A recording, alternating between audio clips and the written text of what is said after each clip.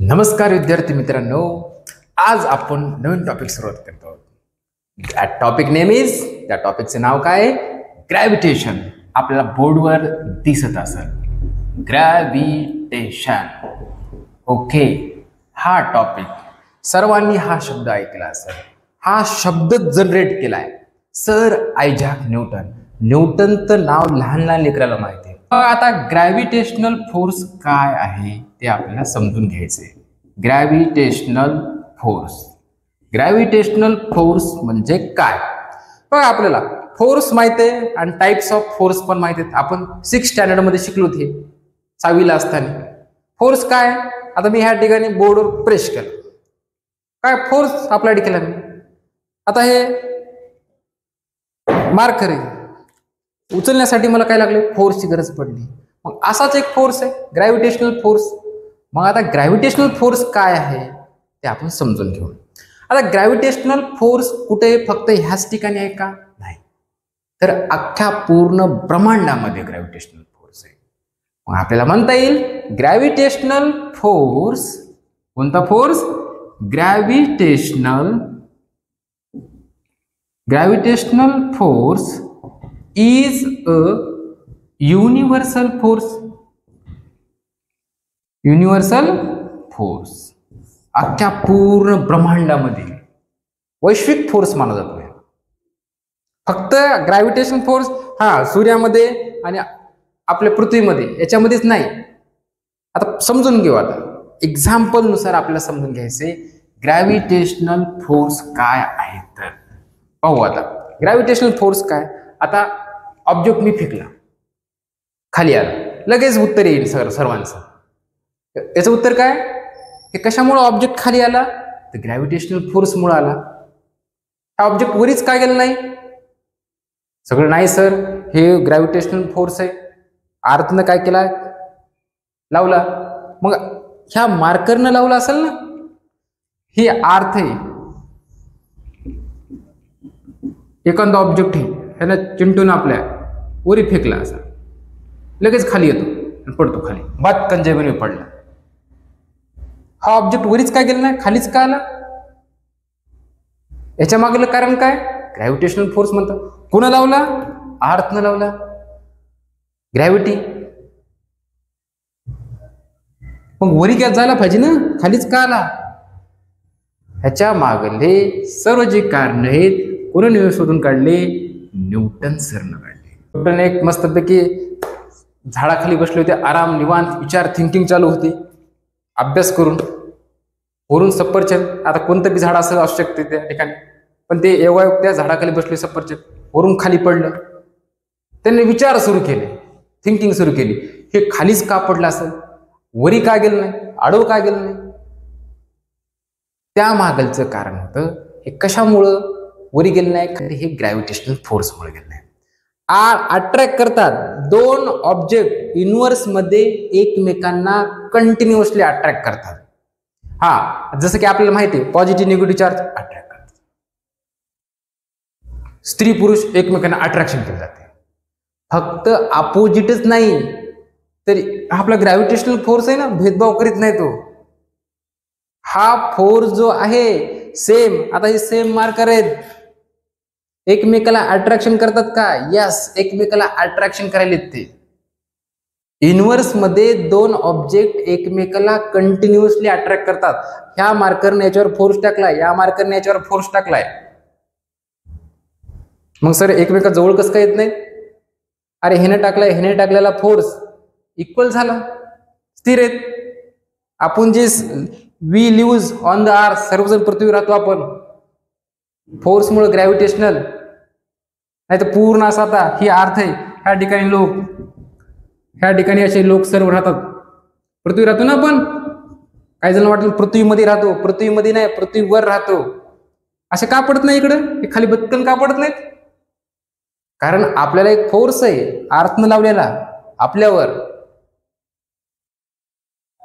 त्याच्यामुळे आपण काय करतो? सर्वाइव्ह करतो, राहतो मस्त आनंदाने, आपल्याला जाणवत नाही. हा ग्रॅव्हिटेशनल फोर्स कोण शोधून काढला? न्यूटननं. कारण ह्याला ग्रॅव्हिटेशन दुसरं पण एखादं नाव दिलं असतं, पण एक नाव दिलं न्यूटननं. असं नाही की ह्याला ग्रॅव्हिटेशनच का म्हटलं, कारण त्या फोर्सला आता जे ना न्यूटननं काही पण दिलं असतं नाव त्याला XYZ, पण त्याला एक नाव दिले ग्रॅव्हिटेशनल फोर्स. कोणता force? Gravitational force. Gravitational force हा कुठं असतो? पूर्ण युनिव्हर्स मध्ये, ब्रह्मांडामध्ये असतो. हे लक्षात ठेवा. पाहू आता एक. आता फोर्स आणि मोशन पाहू. फोर्स अँड मोशन काय असतं? Force and motion. फोर्स, आता फोर्स काय? तर फोर्स एखाद्या ऑब्जेक्टला मी जर लावला, आता हा मार्करला मला हे करायचं, उचलायचं, काय फोर्स लावतो. फोर्स लावल्यानंतर काय होतंय? एक ऑब्जेक्ट एका प्लेसमधून दुसऱ्या प्लेसमध्ये जातो. मग आता ते काय? मोशन. आता नेमकं काय फोर्स आणि मोशन? आपल्याला एक छोटी हेडिंग आहे, एक लाईन आहे.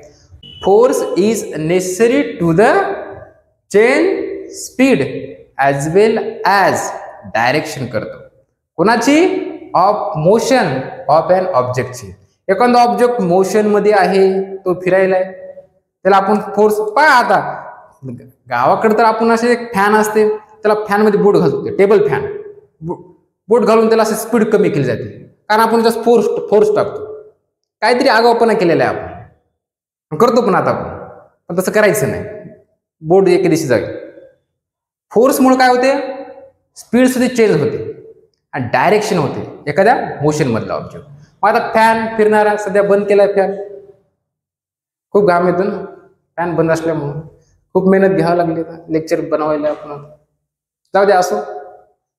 पहा ते कंटिन्यू आणि मित्रांना शेअर करा. सांगा बा आपलं मास्तर आहे, शिकवायला काहीतरी.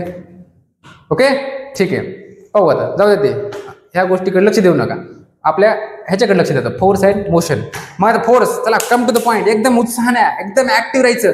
Force is necessary to the काय काय काय the change direction as well as speed of motion of an object. एखादा ऑब्जेक्ट मोशन मध्ये असेल, मी ह्या ठिकाणी ह्या ठिकाणी फिरतो, पुन्हा वापस ह्याच ठिकाणी येतो.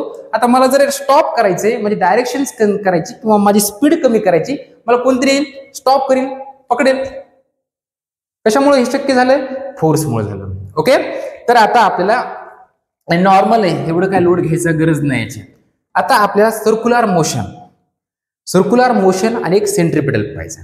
आता सर्क्युलर मोशन एकदम नॉर्मल आहे. आपल्या घरी जो फॅन आहे फिरतो, कोणत्या ह्याच्यामध्ये फिरतो? सर्कलमध्ये फिरतो. आणि तीच मोशन युनिफॉर्म आहे. युनिफॉर्म म्हणजे काय? सारखं कंटिन्युअसली फिरणे. फॅन कधी झाला का असा करून कधी फिरतो का? नाही फिरतो. ते लाईट कमी जास्त झाले होते, असा थोडा डुकडुक करतो. त्याची कशी आहे? एक युनिफॉर्म मोशन आहे. पण युनिफॉर्म मोशन आहे, पण कशी आहे? सर्क्युलर आहे. मग सर युनिफॉर्म फक्त सर्क्युलर असते का? नाही. आता समजा मी ह्या ठिकाणी आलो, पुन्हा रिटर्न ह्या ठिकाणी गेलो. माझी जर कंटिन्युअसली एक त्या टाइम पिरियड मध्ये होत असेल तर हे पण युनिफॉर्म आहे, पण ही युनिफॉर्म सर्क्युलर नाही. फॅनची जी आहे आपल्या सर्क्युलर मोशन आहे.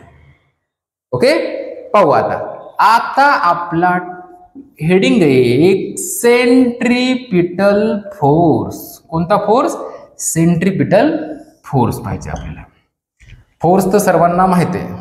फोर्स नाही केलं तर वर्क डन होणारच नाही. सेंट्रिपिटल फोर्स काय आहे तर पहा. सेंट्रिपिटल फोर्स, आता बसल्या बसल्या आपण काय केलं असते, हेच एखादी दोरी घेतलेली असते, फिरतो गोल गोल. तसंच आपल्याला एक डिमॉन्स्ट्रेट करून पाहिजे, एक प्रॅक्टिकल स्वरूप पाहिजे. आपल्यापाशी काय असे काय दोरी हे नाही, सध्या आपण त्याचं जुगाड लावले, चार्जर घेतले आणि हे बर्ड्स घेतले. ओके, पाहू आता काय होते. फिरिता बर्ड्स फुटू शकते. खूप जोखीम घेतली आज तुमच्यासाठी. पाहू आता काय होते तर. हे गॉड, हे आता जाऊ नये, उडून आणि फुटून नाही तर नुकसान आहे आपलं खूप. ओके, पाहू. चला, नुकसान झालं तरी चालेल, आपल्याला समजलं पाहिजे. फिरायलो कंटिन्युअस. पहा आता असं आपण केले, गावाकडे तो चाबूक असतो, असा फिरत राहता आपण. हे चार्जर कनेक्ट केले कशाला? बर्ड्सला. आता पहा, मी कंटिन्युअसली काय करायलो? फिरवत आहे. आता ही कोणती मोशन झाली? सर्क्युलर मोशन झाली सर. पण सर्क्युलर मोशन झाली, ह्या ऑब्जेक्ट मोशन मध्ये आला, कशामुळे आला? फोर्समुळे आला. मग सर आता हे दाखविण्याचं कारण काय, तर पहा मित्रांनो, दाखविण्याचं कारण हा एक मास्तर यांनी काय केला, तुमच्या समोर दाखवलेला हे ऑब्जेक्ट काय केला, फिरवायला लागला एक मोशन मध्ये. ओके, त्या ठिकाणी सेंटर हे सर्कल मध्ये. आता मी काय करायलो, फिरवत आहे, स्पीड काय ठेवली, कॉन्स्टंट ठेवली. पण मित्रांनो ह्या ठिकाणी आल्यानंतर, ह्या ठिकाणी आल्यानंतर, ह्या ठिकाणी आल्यानंतर, ह्या ठिकाणी आल्यानंतर त्याची डायरेक्शन काय व्हायली, चेंज व्हायली. आणि व्हेलॉसिटी काय व्हायली, चेंज व्हायली. पहा इथं आल्यानंतर इथं इथं छोटे छोटे छोटे बारीक बारीक जर आपण जर थोडं ऑब्झर्वेशन केलं, दिसणार नाही तो, तर आपल्याला समजून घ्यावं लागेल. तर ह्या ठिकाणी आपल्याला फक्त हा इथं जाणवलं, सर इथं आला, इथं चेंज होऊ शकते, इथं पण कंटिन्युअसली त्याची डायरेक्शन चेंज व्हायली. कशामुळं, ड्यू टू द फोर्स मुळे. फोर्स लावायला ना आपण, फोर्स लावायला, फोर्स अप्लाइड करायला आपण, फोर्स अप्लाइड मुळे तेच ऑब्जेक्ट कशामध्ये यायला लागला, मोशन मध्ये. आणि कशामध्ये आपण, कशामध्ये फिरवलो, सर्कल मध्ये. आणि काय व्हायली, स्पीड कॉन्स्टंट ठेवली सध्या मी, व्हेलॉसिटी चेंज व्हायली, डायरेक्शन चेंज व्हायली. नेमकं सांगायचे सर काय, मला एवढं सांगायचंय, आता हा दगड आहे, जो दगड मी सोडून दिला, किंवा आपला जे हे बर्ड्स होता, बर्ड्स सोडून दिला, तर काय होईल मित्रांनो, हे टँजंट आहेत. आता हे टँजंट आहेत, माहिती आहे ना, मॅथमॅटिक्स मध्ये थोडंफार बेसिक मॅथमॅटिक्स आलं पाहिजे. स्पर्शिका म्हणलं जाते त्याला. हा दगड इकडे जाऊ शकतो, इथं आल्यानंतर कुठं पण जाऊ शकतो, इकडे इकडे. समजा आपण आता दगडाला इकडे गेला बाजूला, आपलं ते बर्ड्स, तर जे वायर होतं ते कुठे येईल, टुवर्ड द सेंटरकडे येईल. एखादा फोर्स, आता मी फोर्स दिला तर ऑब्जेक्ट मोशन मध्ये, फोर्स ऍक्ट केला एखाद्या ऑब्जेक्टवर, मुव्हिंग अलॉंग सर्क्युलर, कसा फिरला मी, सर्कल मध्ये फिरला. आणि जो फोर्स पडणारा आहे, आता इथून तर फिरवायलो, इकडे एक फोर्स पडतो, तो टुवर्ड द सेंटरकडे पडणारा असेल. आणि त्या सेंटरकडे पडणाऱ्या फोर्सला म्हणलं जाते सेंट्रिपिटल फोर्स म्हणलं जाते. सेंट्रिपिटल फोर्स म्हणजे काय, सेंटरच्या बाजूने झुकणारा फोर्स, त्याला म्हणलं जाते सेंट्रिपिटल फोर्स. सर मग ह्या सेंट्रिपिटल फोर्सचा फॉर्म्युला काय, CF म्हणजे centripetal force, mv² upon r. Sir m म्हणजे काय, m म्हणजे मास, v म्हणजे काय, v म्हणजे velocity, v for velocity. Sir r काय आहे, r ही रेडियस आहे. आणि रेडियसला सर मी डिस्टन्स म्हणू शकतो का, यस म्हणू शकतो, डिस्टन्स. काय झालं कळायचं नाही, डिस्टन्स. आता पहा हे सर्कल आहे, याच्यामध्ये जे असते ही रेडियस असते, डिस्टन्सच नाहीये. अशा पद्धतीनं हा आपला सेंट्रिपिटल फोर्स आहे. त्याचा फॉर्म्युला काय, centripetal force is equal to mv² upon r. आता पहा हे झालं सेंट्रिपिटल फोर्स, हा आपला सन आहे, ही अर्थ आहे, ही अर्थ कोणाभोवती फिरायली, सन भोवती फिरायली. कशामुळे फिरायली हे सर्वांना माहिती आहे. ह्याच्यामध्ये एक फोर्स आहे, कोणता, ग्रॅव्हिटेशनल फोर्स, ग्रॅव्हिटेशनल फोर्स वाले. अर्थ रिव्हॉल्व्स अराउंड द सन, कोणाभोवती फिरते, रिव्हॉल्व्स अराउंड सन भोवती फिरते. कशामुळे फिरते, ड्यू टू द कोणत्या फोर्स मुळे, ग्रॅव्हिटेशनल फोर्स मुळे फिरते. मग आता ग्रॅव्हिटेशनल फोर्स, आता सर इथं स्पीड कॉन्स्टंट आहे का यांची, नाही, स्पीड कॉन्स्टंट नाही. ह्या ठिकाणी स्पीड कॉन्स्टंट होती, ह्या ठिकाणी स्पीड कंटिन्युअसली चेंज आहे, ह्या ठिकाणी म्हणतोय. आणि कंटिन्युअसली डायरेक्शन सुद्धा चेंज आहे ह्या ठिकाणी. जवळ आला ते आपल्याला शिकायचे केपलरच्या लॉ मध्ये, जर जवळ आला सनच्या थोडा जास्त जवळ येत नाही, अर्थ एवढी आपण एवढं लांब आहे, एवढी गरमी होते खूप, जवळ आलं म्हणजे सगळं संपलंच, इथंच मरायची वेळ आली एवढ्या गरमीमध्ये. जवळ आला तर काय होईल, स्पीड जास्त होईल, लांब आला स्पीड काय होईल, धीमी होईल. मग स्पीड कॉन्स्टंट झाली का, नाही, स्पीड काय होईल, कंटिन्युअसली चेंज व्हायली. आणि डायरेक्शन सुद्धा चेंज व्हायली. ह्या ठिकाणी ऑर्बिट मध्ये फिरायचे. आणि ह्या ठिकाणी सर मग अर्थ ही इथं मध्ये का पडत नाही, डायरेक्ट सन पण इथे का येत नाही, तर एक बाहेर एक फोर्स लावलेला असतो, त्या फोर्सला नाव आहे सेंट्रीफ्युगल. सेंट्रीफ्युगल म्हणून असतो, सेंट्रीफ्युगल फोर्स असतो. बाहेरून एक लागणारा फोर्स सेंट्रीफ्युगल आणि आतून जे लागतो हा जो आपला आहे याला म्हणायचं सेंट्रीपिटल फोर्स म्हणायचं. ओके मित्रांनो, आपल्याला नेक्स्ट लेक्चर मध्ये केपलरचे लॉ पाहायचे. केपलरचे law of area, law of orbit आणि लॉ ऑफ ब्रेथ. थँक्यू मित्रांनो.